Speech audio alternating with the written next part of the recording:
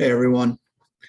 In this video, I'm reading my brief thoughts on A Midsummer Night's Dream.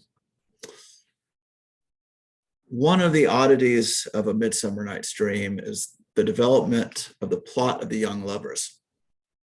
Hermia and Lysander are clearly in love with each other at the play's outset. Helena and Demetrius are not. Helena's obsession with Demetrius is mirrored by his own obsession with Hermia. Both characters are one-sided in their affections and selfish in their pursuits. These characters end up together only through happenstance and magic. If King Oberon does not decide to use his love potion to shift Demetrius's affections towards Helena, would he ever come to love her on his own? Poor Helena only becomes attractive to the men in the play because of this potion's spell. Can we really call Helena and Demetrius's union love? This plot implies that what society considers to be love is a byproduct of accident and illusion. Hermia believes herself to be in love with Lysander, but their relationship only transcends the obsessive tendencies of Demetrius and Helena because Lysander is also in love with her. But what is the source of this attraction, especially when its nature is to distort the object of affection? Demetrius's infatuation with Hermia inspires the scorned Helena to give one of Shakespeare's more famous takes on the nature of love. Quote, "Love looks not with the eyes, but with the mind, and therefore is winged Cupid painted blind. Nor hath love's mind of any judgment taste, wings and no eyes figure unheedy haste. And therefore is love said to be a child, because in choice he is so oft beguiled." End quote. As is often the case with Shakespeare, what appears to be wisdom is given an imperfect messenger in Helena. By putting these words in her mouth, Shakespeare forces us to question the very truth this play seems to offer. Helena, whom Demetrius once courted, feels herself to be superior to Hermia. If Demetrius's affections have shifted Hermia's way, then love must be, quote, blind. Demetrius is a poor test case himself, but consider Lysander and Hermia. If we believe that Lysander truly loves Hermia, surely the root of this love is not only in his mind. There must be something objectively true about Hermia that makes his love possible. The possibility that Lysander's love has nothing to do with Hermia gives her response to Lysander's apparent change of heart and agonizing pathos that undercuts the comedic scene. Quote, "What can you do me greater harm than hate? Hate me? Wherefore? Oh me, what news, my love? Am I not Hermia? Are not you Lysander?" End quote. Hermia believes that his love stems from both his being Lysander and her being Hermia.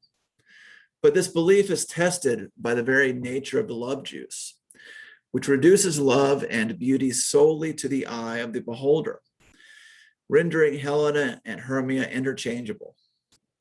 Does it matter if Demetrius loves Helena for who she is, or if he loves her because he has been mentally altered by a potion? The plot suggests it doesn't. But Shakespeare is famous for discouraging us from taking even his own plays at face value.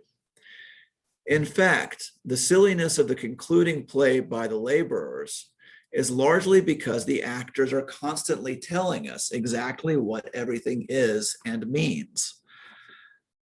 Through this ridiculous performance, Shakespeare seems to mock plays that make their meanings plain.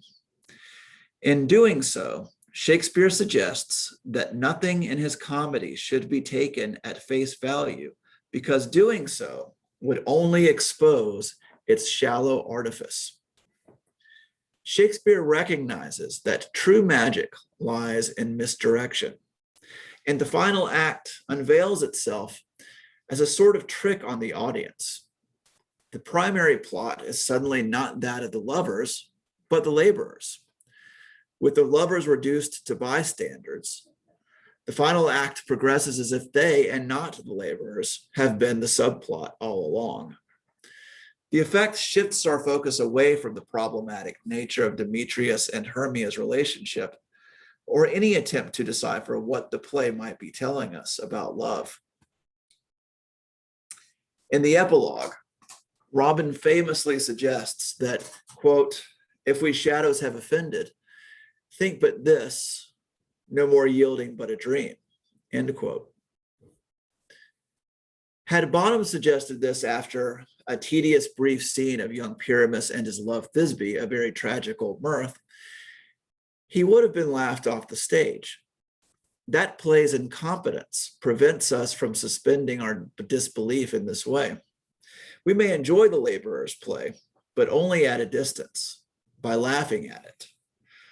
Our inability to engage with the laborer's play on an imaginative level is a failure of the performance as drama, if not as entertainment. Shakespeare's play, on the other hand, engages our imagination, dwelling in our minds as if we had imagined it ourselves. To some degree we have, but not entirely.